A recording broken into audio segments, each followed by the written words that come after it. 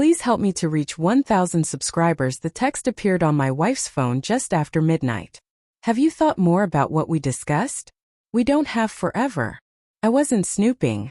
Emily had fallen asleep on the couch, her phone buzzing beside her while we watched television. I glanced at the screen expecting a work message. Instead, I saw it was from my brother-in-law, Daniel. My stomach tightened. At first, I convinced myself it was harmless. Maybe they were planning a surprise for someone. Maybe I was reading too much into it. But when I casually asked Emily about Daniel's message the next morning, she nearly dropped her coffee mug. "What message?" she asked too quickly. "The one he sent last night." Her face drained of color. "Nothing important," she said. "Just family stuff." That was the moment suspicion planted itself in my mind. Over the next few weeks, I started noticing things I'd ignored before. Emily and Daniel texting constantly. Phone calls that ended when I entered the room. Awkward silences during family dinners. Every sign by itself seemed innocent. Together, they felt impossible to ignore.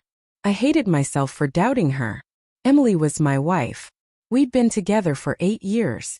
We had survived financial struggles, job losses, and years of fertility treatments after discovering we couldn't conceive naturally. That last part had nearly broken us. The disappointment, the doctor visits, the hope followed by heartbreak. I knew how badly Emily wanted a child. Maybe that's why I kept making excuses for what I was seeing. Until I found the emails. I wasn't looking for them. I was using our shared laptop when her email account opened automatically. One subject line caught my attention. Alternative family planning. My pulse hammered. I clicked. The conversation was between Emily and Daniel. First, it sounded clinical.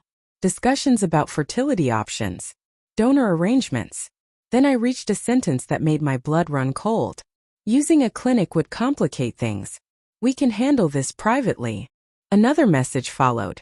The baby would stay in the family, and nobody would ever need to know. I stared at the screen, unable to breathe. My brother-in-law wanted to father a child with my wife. And from the messages, she hadn't immediately rejected the idea. I felt physically sick. Every memory suddenly looked different. Every family gathering. Every laugh they shared. Every moment I thought I was imagining things. That evening I confronted her. The second she saw the printed emails on the table, she started crying. "I can explain." Then explain. For several seconds she couldn't speak.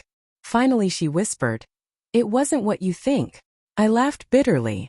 "Then tell me what it was." She admitted that after years of failed fertility treatments, Daniel had approached her privately. He claimed he wanted to help. At first he'd suggested being a sperm donor through legal channels. Then, gradually, his suggestions became stranger. More personal. More secretive. "He kept saying it would be easier if nobody knew," Emily said through tears. "And you kept talking to him. I didn't know how to stop it." That answer hurt almost as much as the emails. Not because she'd agreed, but because she'd hidden everything. For months. The trust between us cracked right there. Then something unexpected happened. 3 days later, Daniel's wife called us. She sounded furious. And devastated. "I found medical records," she said. "What records?" There was a long silence. Then she answered. "Daniel is infertile." I thought I'd misheard her. "What?" "He found out years ago. He physically can't have children." The room went completely quiet. Suddenly everything made sense. The secrecy. The manipulation. The pressure. Daniel had never been trying to help.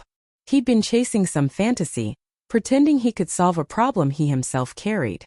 A problem he'd hidden from everyone, including his own wife. When the truth came out, the entire family exploded.